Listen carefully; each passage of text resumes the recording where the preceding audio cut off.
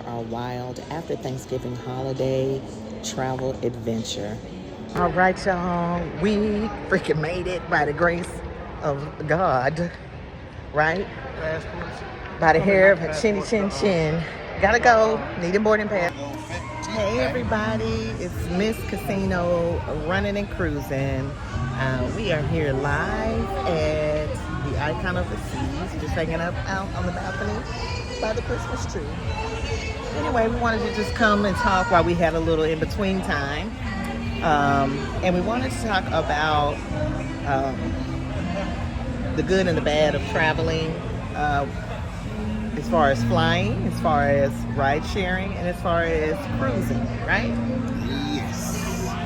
So we'll be giving you just our little feedback and so forth. And what actually sparked the conversation, what actually sparked this was that we missed our initial flight to get here. They left us there. They left early on. So we had just a quick backstory, 5:40 a.m. flight.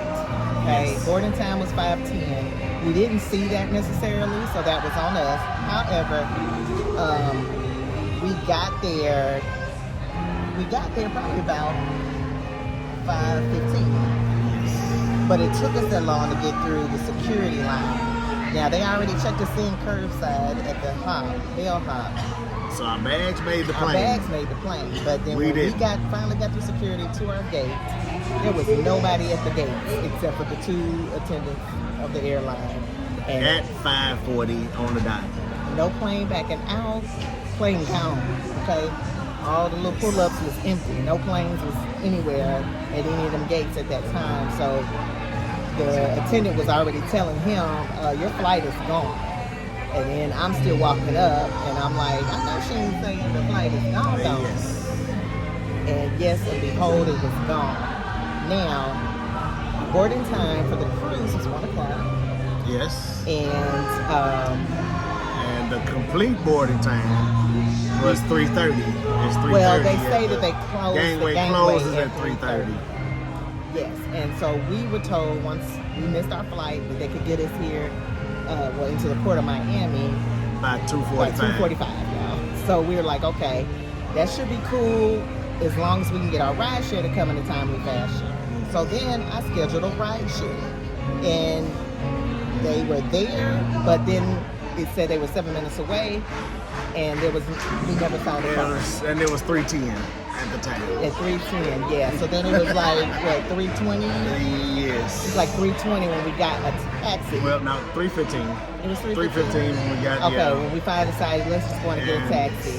Decided, forget the Uber, Lyft or whatever, we're going to go on the taxi and that thing right on over there. We don't have time to waste. Yeah, and we even paid the cancellation fee for the ride share, yes.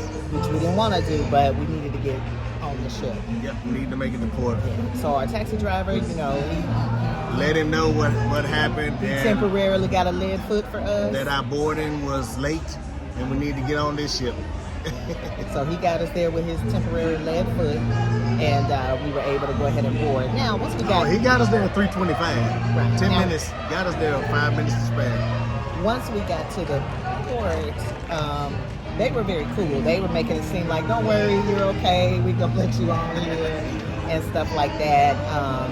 But they don't have to. If they want to pull off, they can on time and shut down the gangway or whatnot. But it was still quite a few people kind of coming in. Yes, coming in and even behind us. Yeah, they're talking about big families like of 8 and stuff running late. So we say all that to say, so there's some things you can do if you book your cruise through the cruise line and airfare.